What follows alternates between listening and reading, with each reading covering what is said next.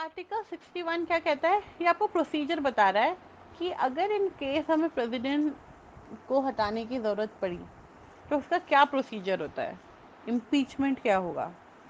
Although it's a very difficult procedure to undergo with, क्योंकि जितनी भी बड़ी पोस्ट हैं उस पे से अगर किसी को हटाना है तो उसके लिए we need to have a solid reason.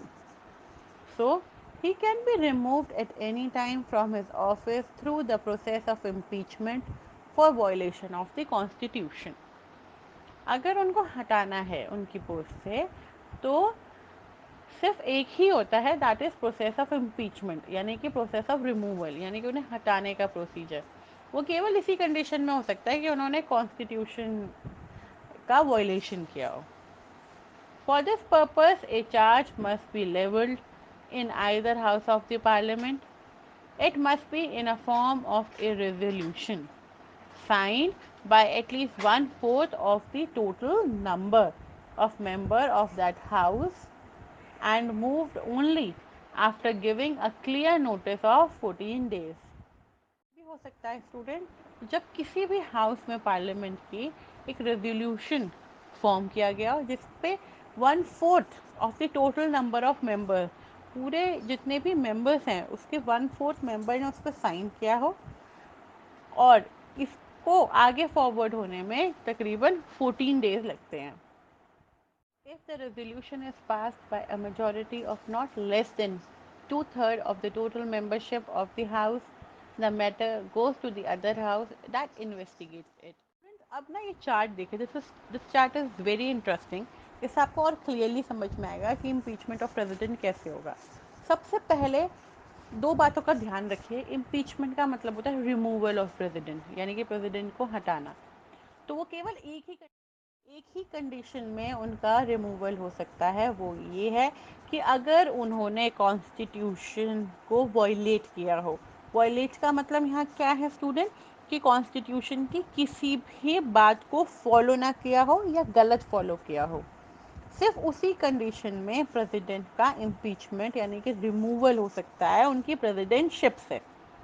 तो उसके लिए क्या होगा कि जो हाउस वन है, फर्स्ट हाउस में एटलीस्ट 75% लोगों को साइन करके रेजोल्यूशन देना होगा प्रेसिडेंट के against. Resolution is kind of application, it's kind of bill. वो साइन करके देना होगा. अगर सब साइन कर देते हैं तो फिर प्रेसिडेंट के पास 14 डेज का नोटिस जाएगा बिफोर रिमूवल. उनको हटाने से पहले उनको 14 डेज का नोटिस दिया जाएगा. अगर मान लीजिए ऐसा नहीं होता है, केवल 2/3 की मेजॉरिटी के साथ वो रेजोल्यूशन आ रहा है, तो वो कहाँ चला जाएगा, वो हाउस 2 में चला जाएगा. किस लिए, इन्वेस्टिगेट होने के लिए.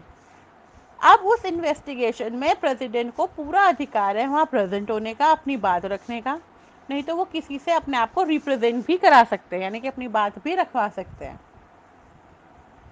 2/3 majority pass resolution press stand to be impeached, यानी कि अगर मान लीजिए सारी इन्वेस्टिगेशन के पास बाद वो 2/3 वाला रेजोल्यूशन पास हो जाता है तो आप ये समझ लीजिए कि फिर वो रिमूवल ऑफ प्रेसिडेंटशिप हो गई है, यानी कि हम प्रेसिडेंट को इस केस में भी रिमूव कर सकते हैं. फिर आर्टिकल 61 क्या कहता है, आर्टिकल 61 कहता है procedure for his removal, impeachment, यानी कि उसका प्रोसीजर बता रहा है रिमूवल का. The president shall have the right to appear और to be represented at such an investigation. आपको बताया प्रेसिडेंट के पास पूरा अधिकार होता है जिस टाइम पे इन्वेस्टिगेशन हो रही है उस टाइम पे वहाँ पे होने का, और या फिर किसी और को अपनी जगह पे रिप्रेजेंट करने देने का. If, as a result of such investigation, a resolution is passed by a majority of not less than two-thirds of the total membership of that house, which investigated the charges, stating that the charge has been sustained, then the president shall removed from his office from the date on which such resolution have been passed. Types of executive देखते हैं कौन कौन से होते हैं. There are two kind of executive. पहली हम बात करें तो system based on the principles of collective leadership, और दूसरी अगर हम बात करें तो वो है system based on individual leadership. तो स्टूडेंट कलेक्टिव लीडरशिप क्या हुई? कलेक्टिव लीडरशिप यहाँ हुई कि जब प्रेसिडेंट जो है अपनी पावर्स अलग अलग कैबिनेट मिनिस्टर्स को, अलग अलग मिनिस्टर्स को, एमएलएस को उनके रोल्स रिस्पॉन्सिबिलिटीज डिस्ट्रीब्यूट कर दें और वो लोग अपनी अपनी भूमिकाएं निभाएं, एंड देन उसके बाद वो सब मिलके इस देश को चलाएं। तो इसको हम कहते हैं कलेक्टिव लीडरशिप, यानी कि सब लोगों को साथ में लेकर चलने वाली लीडरशिप। एक होती है स्टूडेंट यहाँ पे individual leadership. Individual leadership means कि सब तो अपना अपना रोल निभाएंगे, लेकिन इंडिविजुअली वो कैसे अपना रोल निभाएंगे।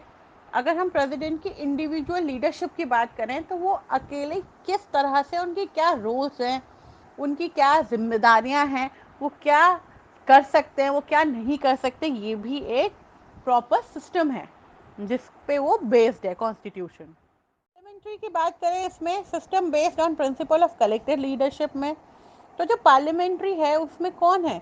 Head of the government is usually known as prime minister. जो प्राइम मिनिस्टर होता है स्टूडेंट, वो एग्जीक्यूटिव होता है, उसके पास एग्जीक्यूटिव पावर्स होते हैं, राइट वो प्रेसिडेंट के साथ मिलकर चलता है।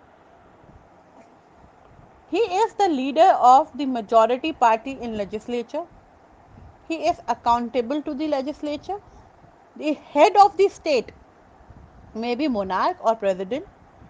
अगर हम मोनार्क की बात करें तो वो कॉन्स्टिट्यूशनल मोनार्की होती है, और अगर हम पार्लियामेंट्री रिपब्लिक की बात करें तो एक प्रॉपर सेरेमनी के साथ होती है।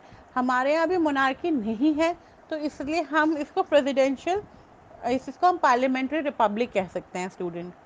देन उसके बाद क्या होती है? Semi presidential system. तो सेमी प्रेसिडेंशियल सिस्टम में क्या हुआ?